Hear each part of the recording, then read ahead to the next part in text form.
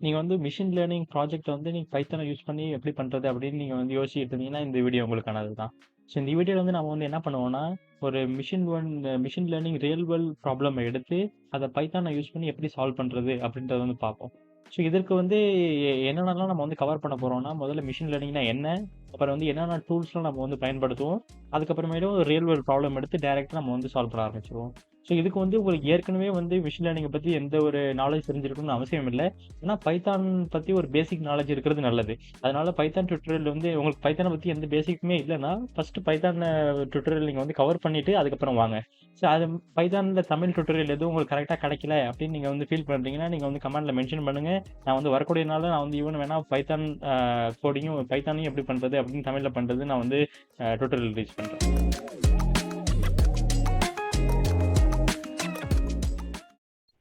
Okay. இப்ப machine லேர்னிங்னா என்னன்னு பார்ப்போம். மிஷின் லேர்னிங்னா நாம வந்து ட்ரெடிஷனலா ப்ரொசீஜரலா நாம வந்து லைன் பை லைனா கோட் பண்ணாம, நம்ம வந்து என்னன்னா அதுக்கு சில டேட்டாவ குடுப்போம். இந்த டேட்டாவுல இருந்து அது வந்து என்னன்னா மிஷினே தானாவே கத்துக்கிட்டு அது என்ன பண்ணும்னா நம்மளுக்கு வந்து அவுட்புட்ட குடுக்கும். ஓகே. இத வந்து எக்ஸாம்பிள வச்சு நம்ம வந்து புரிஞ்சுப்போம். இப்போ வந்து ஒரு 2 இமேஜ் நான் வச்சிருக்கேன்னு வச்சுக்கோங்க. ஒரு கேட்டோட இமேஜ், ஒரு டாகோட இமேஜ். இப்ப இதுல எது கேட், எது டாக் அப்படின்னு நான் வந்து ப்ரெடிக்ட் பண்ணணும் அப்படின்னு நான் வந்து இத வந்து நான் நார்மலா ப்ரொசீஜரா நம்ம வந்து கோட் பண்ற மாரி நான் கோட் பண்ணேன்னா, நான் வந்து thousands of lines of code நான் எழுதணும். ஏன்னா, அதனுடைய ஷேப் இப்படி இருக்கும். அதனுடைய கலர் எப்படி இருக்கும். அதனுடைய காதோட ஷேப் எப்படி இருக்கும். அது ரேடியஸ் இவ்வளோ. நான் நெறைய வந்து என்ன பண்ணணும்னா, அத வந்து நான் வந்து அந்த டாக் எப்படி இருக்கும், அந்த கேட் எப்படி இருக்கும், நான் வந்து என்னன்னா நெறைய லைன் கோட் எழுதணும். ஸோ அவ்வளோ லைன் நான் வந்து கோட் எழுதினாலுமே வந்து என்னன்னா, அது இன்னும் வந்து கரெக்ட்டா வந்து இது பண்ண முடியாது. ஏன்னா, திடீர்னு வந்து என்னன்னா, பிளாக் அண்ட் ஒயிட் ஃபோட்டோ குடுக்குறேன்.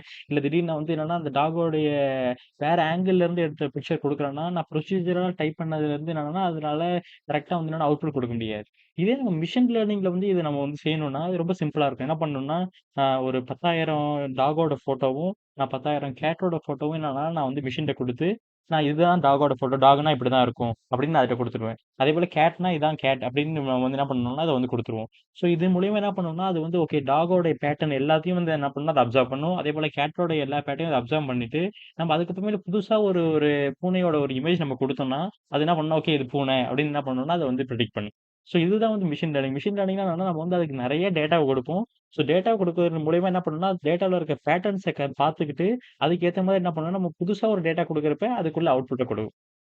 ஸோ, ஆனா வந்து என்னன்னா, இது வந்து ஒரு சில ஒரு குறிப்பிட்ட அக்யூரசிய வச்சு தான் கொடுக்கும். அக்யூரசி நம்ம வந்து மென்ஷன் பண்ணணும். அதாவது என்னன்னா, நான் எவ்வளவுக்கு அதிகமா நான் வந்து டேட்டாவ வந்து நான் வந்து மெஷின்ட்ட குடுக்குறேனோ, அவ்வளவுக்கு அதிகமா நான் என்னுடைய அவுட்புட் வந்து அக்யூரேட்டா இருக்கும். நான் மேபி ஒரு 100 ஃபோட்டோ தான் குடுத்து நான் இதான் டாக், இதான் கேட்ன்னு சொன்னேன்னா, என் அக்யூரசி கொஞ்சம் கம்மியா இருக்கும். நான் அதே ஒரு 10,000 ஃபோட்டோ குடுக்குறேன்னா, அது நெறைய பேட்டர்ன கத்துக்கிறதுனால, இன்னும் அக்யூரேட்டா வந்து பிரெடிக்ட் பண்ணும். ஸோ, மிஷின் லேர்னிங்க்கு வந்து என்ன முக்கியமான தேவைன்னா, டேட்டா தேவை. எவ்வளோ டேட்டா அதிகமா இருக்கோ, அந்த அளவுக்கு வந்து என்னன்னா, மெஷின் வந்து கரெக்ட்டா வந்து பிரெடிக்ட் பண்ணுது.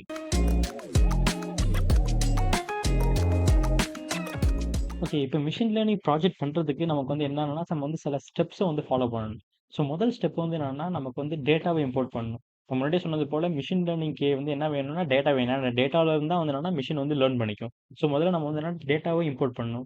Most of the machine learning ப்ராஜெக்ட்டோட டேட்டா வந்து எப்படி இருக்கும்னா, சிஎஸ்வி ஃபைலா இருக்கும். அதாவது எக்ஸெல் ஃபைல் ஃபார்மேட்ல ரோஸ் அண்ட் காலம்ஸ்ல இருக்கும். ஸோ இது நம்ம வந்து டவுன்லோட் பண்றதுக்கு நெறைய சைட்ஸ் வந்து அவைலபிளா இருக்குது. அத நம்ம வந்து எங்க இருந்து டவுன்லோட் பண்ணலாம் அப்படின்றத வந்து நம்ம வந்து பார்ப்போம். ஸோ நம்ம வந்து டேட்டாவ டவுன்லோட் பண்ணதுக்கு அப்புறம் 2வது ஸ்டெப் என்ன பண்ணணும்னா, இந்த டேட்டாவ கிளீன் பண்ணணும். ஏன்னா நம்ம டவுன்லோட் பண்ற டேட்டா எல்லாமே வந்து என்னன்னா, மிஷின்ல இன்னைக்கு டைரக்ட்டா அப்ளை பண்ற மாதிரி இருக்காது. நம்ம வந்து என்னன்னா, அத வந்து கொஞ்சம் கிளீன் பண்ற மாரி, ஆல்டர் பண்ற மாரி இருக்கும். நம்ம வந்து தேவையில்லாத காலம்ஸ வந்து ரிமூவ் பண்ணணும். ஏன்னா தேவையில்லாத காலம்ஸ் சேர்த்து குடுத்தோம்னா, மிஷின் வந்து என்னன்னா, அதில பேட்டர்ன்ஸ் வந்து கொஞ்சம் குழப்பிக்கும். ஸோ அதனால தேவையில்லாத காலம்ஸ் ரிமூவ் பண்ணலாம். மேபி தேவையில்லாத டீட்டெயில்ஸ்லாம் இருக்கும். சீரியல் நம்பர்லாம் இருக்குன்னு வச்சுப்போம். சீரியல் நம்பர வச்சு நம்ம வந்து எதுவுமே பண்ண போறதில்ல. ஸோ அதெல்லாம் ரிமூவ் பண்ணிறலாம். ஸோ அதுபோல வந்து என்னன்னா, சில தேவையில்லாத விஷயத்த ரிமூவ் பண்ணலாம். இல்லன்னா சில விஷயத்த மாடிஃபை பண்ணலாம். மேபி ஃபார் எக்ஸாம்பிள் இப்ப வந்து கண்ட்ரியோடைய நேம்ஸ் வந்து எல்லாமே வந்து என்னன்னா டெக்ஸ்ட்ல இருக்குன்னு வச்சுப்போம். ஆனா மிஷின் லேர்னிங்க்குன்னு குடுக்குறப்ப அது எல்லாத்தையும் நம்ம வந்து நம்பர்ஸா மாத்தணும். ஸோ ஓகே இந்தியான்னா அப்ப வந்து நம்பர் 1. அப்ப அதர் கண்ட்ரி லைக் ஆஸ்திரேலியானா நம்பர் 2. ஸோ அப்படின்னு என்ன பண்ணலாம்னா, ஒவ்வொரு கண்ட்ரிக்கும் நம்ம வந்து நம்பர் பேஸ்ட் குடுத்து அத வந்து கொஞ்சம் ஆல்டர் பண்ணலாம். ஸோ இது மாதிரி என்ன பண்ணலாம், நம்ம ரிசீவ் பண்ண டேட்டா வந்து என்ன பண்ணணும்னா, நம்ம வந்து கிளீன் பண்ணணும். ஸோ இதான் 2வது ஸ்டெப். 3வது ஸ்டெப் என்ன பண்ணணும்னா, இப்ப நம்ம இந்த இருக்கிற எல்லா டேட்டாவையும் என்ன பண்ணிறக்கூடாதுன்னா, மெஷின்ட்ட குடுத்து கத்துக்க குடுத்துறக்கூடாது. இப்ப நம்மள்ட்ட ஒரு 10,000 டேட்டா இருக்குதுன்னா, அது ஒரு 80% ஒரு 8,000 டேட்டாவ வந்து என்னன்னா, நம்ம வந்து மெஷின வந்து ட்ரெயின் பண்றதுக்கு குடுத்துட்டு, மீதி 20% 2,000 டேட்டா வந்து என்ன பண்ணணும்னா, நம்ம ட்ரெயின் பண்ண மெஷின் வந்து சரியா வேலை செய்யுதா இல்லையா? அது குடுக்குற அவுட்புட் கரெக்ட்டா இருக்குதா இல்லையா அப்படின்றதுக்காக டெஸ்ட்டுக்காக நம்ம வந்து என்னன்னா மோஸ்ட்டா நம்ம வந்து மிஷின் லேர்னிங்ல வந்து 80, 20 ஸ்ப்ளிட் பண்ணுவோம். 80% ட்ரெய்னிங் குடுத்துட்டு, மீதி 20% டெஸ்டிங்க்கு வச்சு நம்ம வந்து நம்மளோட மிஷின் வந்து கரெக்ட்டா ப்ரிடிக்ட் பண்ணுதா இல்லையா அப்படின்னு நம்ம வந்து டெஸ்ட் பண்றதுக்காக வச்சுப்போம். ஸோ இதான் வந்து 3 ஸ்டெப். நம்ம வந்து டேட்டாவ ஸ்ப்ளிட் பண்ணணும். 80, 20 அதாவது ட்ரெய்னிங், டெஸ்ட் அப்படின்னு நம்ம வந்து ஸ்ப்ளிட் பண்ணணும். 4வது ஸ்டெப் வந்து என்னன்னா, நம்ம வந்து இந்த டேட்டாவ அனலைஸ் பண்றதுக்காக நம்ம வந்து ஒரு மாடல கிரியேட் பண்ணணும். மாடல்னா ஒண்ணுமே இல்ல. செ செ செட் ஆஃப் அல்காரிதம். அதாவது மெஷின் லேர்னிங் அல்காரிதத்த வந்து நம்ம வந்து குடுக்கணும். ஆக்சுவலா நெறைய மெஷின் லேர்னிங் அல்காரிதம் இருக்குது. ஆனா நம்ம வந்து ஒவ்வொரு அல்காரிதத்துக்கும் வந்து என்னன்னா, சில அட்வான்டேஜ், டிஸ்அட்வான்டேஜ் இருக்குது. அதனால நம்ம வந்து எந்த டேட்டா நம்மள்ட்ட இருக்கோ, அதுக்கு ஏத்த மாதிரி அதுக்கு தேவைப்படுற மாடல வந்து நம்ம வந்து என்ன பண்ணணும் குடுக்கணும். ஸோ அந்த மாடல் என்ன பண்ணணும்னா, இந்த டேட்டாவ அனலைஸ் பண்ணி அந்த டேட்டால இருக்கிற பேட்டர்ன்ஸ கத்துக்கும். ஸோ இப்ப இந்த மாடல் கிரியேட் பண்ணணும் அப்டின்னா, நாம உட்காந்து இதுக்கு வந்து ஹார்ட் கோடா நம்ம வந்து டைப் பண்ணணும்னு அவசியம் இல்ல. ஆக்சுவலா நம்ம அதுக்கு தான் பைத்தான் யூஸ் பண்றோம். ஏன்னா பைத்தான்ல வந்து என்னன்னா நெறைய நம்ம பைத்தான்ல வந்து லைப்ரரீஸ் இருக்குது. அந்த லைப்ரரீஸ் வந்து என்னன்னா இருக்கிற எல்லா மாடல்ஸுமே வந்து என்னன்னா, ஏற்கனவே அதுல வந்து டிஃபால்ட்டா கிரியேட் ஆயிருக்கும். நம்ம ஜஸ்ட் அத கால் பண்ணி சிங்கிள் லைன்ல கால் பண்ணா மட்டும் போதும். ஸோ மோஸ்ட்டா நம்ம வந்து இந்த ப்ராஜெக்ட்ல வந்து சைக்கிக் லேர்ன், எஸ்கே-லேர்ன்னு சொல்லுவோம். ஸோ அந்த லைப்ரரி யூஸ் பண்ணுவோம். ஸோ அந்த லைப்ரரி யூஸ் பண்ணி ஜஸ்ட் சிங்கிள் லைன் நம்ம வந்து கால் பண்ணாலே அவன் என்ன பண்ணான்னா, ஒரு மாடல வந்து நம்ம வந்து கிரியேட் பண்ணிடலாம். ஸோ இப்ப 4வது ஸ்டெப் வந்து என்னன்னா, இந்த கிரியேட் பண்ண மாடல வந்து என்ன பண்ணணும்னா, இந்த டேட்டாவ குடுத்து நம்ம வந்து ட்ரெயின் பண்ணணும். ஸோ இந்த ட்ரெயின் பண்றதுல வந்து என்ன நடக்கும்னா, இந்த மாடல் வந்து இந்த அல்காரிதம் வந்து என்ன பண்ணணும்னா, இந்த டேட்டால இருக்கிற பேட்டர்ன்ஸ வந்து அனலைஸ் பண்ணி, அதுல இருக்க வந்து பேட்டர்ன்ஸ வந்து கத்துக்கும். ஸோ இப்படி நம்ம ட்ரெயின் பண்ணி முடிச்சதுக்கு அப்புறமேலு இது கொஞ்சம் டைம் எடுக்கும். இந்த ட்ரெய்னிங் டைம் முடிஞ்சதுக்கு அப்புறமேலு, நம்ம அதுக்கப்புறமேலு இந்த மாடல வந்து நம்ம வந்து பிரெடிக்ட் பண்ண சொல்லுவோம். ஓகே. நம்ம இப்படி பிரெடிக்ட் பண்றப்ப நமக்கு வந்து அவ்வளோ அக்யூரேட்டா வரணும் இல்ல. நமக்கு வந்து அக்யூரசி வந்து என்னன்னா மேபி கம்மியா வரலாம்.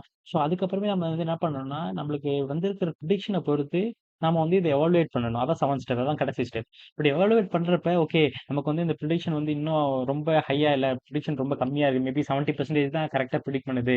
இன்னும் அவ்வளோ அக்யூரேட்டா நம்மளுடைய மிஷின் வந்து ப்ரிடிக்ட் ஆக மாட்டேங்குது அப்படின்னு நினைச்சோம்னா, மேபி நம்ம என்ன பண்ணலாம்னா, நம்ம வந்து மாடல வந்து சேஞ்ச் பண்ணலாம். ஏன்னா நம்ம ஏற்கனவே ஒரு அல்காரிதம் குடுத்துருக்கோம்ல, அந்த அல்காரிதத்துக்கு பதிலா வேற அல்காரிதம் குடுத்து, ஓகே இப்ப ப்ரிடிக்ஷன் எப்படி இருக்கு அப்படின்னு பார்க்கலாம். இல்லன்னா என்னன்னா, நம்ம வந்து ஃபைன் டியூன்னு சொல்லுவோம். அதாவது டியூன் பண்ணுவோம் அப்படின்னு சொல்லுவோம். அதாவது நம்மளுடைய அல்காரிதத்துல இருக்கிற சில சில பாராமீட்டர்ஸ் வந்து நம்ம என்ன பண்ணலாம்னா சேஞ்ச் பண்ணலாம். ஸோ அப்படி வந்து என்னன்னா, நம்ம வந்து டியூனிங் பண்ணி அல்காரிதத்த டியூனிங் பண்ணி, ஓகே இப்ப நம்ம ப்ரிடிக்ஷன் எப்படி மாறுது அப்படின்னு பண்ணலாம். ஸோ லாஸ்ட் ஸ்டெப் வந்து என்னன்னா, நம்மளுடைய எவல்யூஷன் பண்ணி நம்ம வந்து ஓகே இப்ப இந்த ப்ரிடிக்ஷன் வந்து கொஞ்சம் ப்ரிடிக்ஷன் வந்து இம்ப்ரூவ் பண்ண முடியுமா? அப்படின்னு நம்ம வந்து பண்ணலாம். இ இந்த வீடியோல நம்ம மெஷின் லேர்னிங்னா என்ன அப்படின்றத வந்து நம்ம பார்த்தோம். ஸோ வரக்கூடிய வீடியோல நம்ம மெஷின் லேர்னிங் சால்வ் பண்றதுக்கு என்னென்ன டூல்ஸ்லாம் தேவை அப்படின்றத பார்த்துட்டு, நம்ம நேரடியா ஒரு மெஷின் லேர்னிங் ப்ராப்ளத்த எடுத்து, அதுல மெஷின் லேர்னிங் எப்படி அப்ளை பண்றது அப்படின்ற வரக்கூடிய வீடியோல வந்து நம்ம வந்து பார்ப்போம். ஓகே இந்த வீடியோ உங்களுக்கு புடிச்சிருந்துச்சுன்னா லைக் பண்ணுங்க, ஷேர் பண்ணுங்க. அது மட்டும் இல்லாம இந்த வீடியோ உங்களுக்கு ஏதாவது சந்தேகங்கள் இருந்தா அது கீழ கமெண்ட்ல தெரியப்படுத்துங்க. அதுபோல இதே போல வீடியோஸ நீங்க வந்து கன்டினியூஸா பார்க்கணும் அப்படின்னு விரும்புனீங்கன்னா இந்த சேனலுக்கு சப்ஸ்கிரைப் பண்ணுங்க. தேங்க்ஸ் ஃபார் வாட்சிங். நான் ஸ்டீஃபன். இது உங்கள் லேர்ன் வித் தேவ். அடுத்த வீடியோவில் சந்திக்கும் வரை வணக்கம்.